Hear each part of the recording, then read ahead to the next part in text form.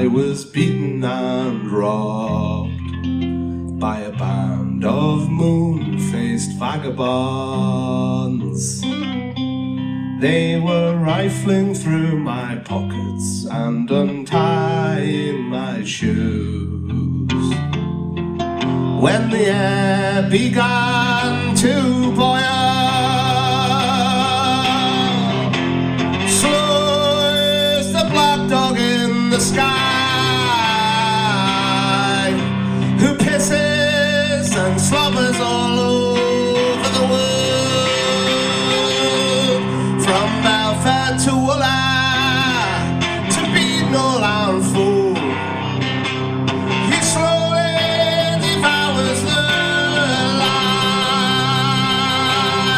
I did not see what occurred, but I heard their awful sounds and smelled the perfume of death.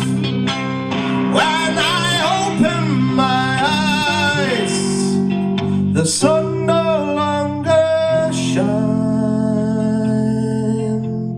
for those poor children.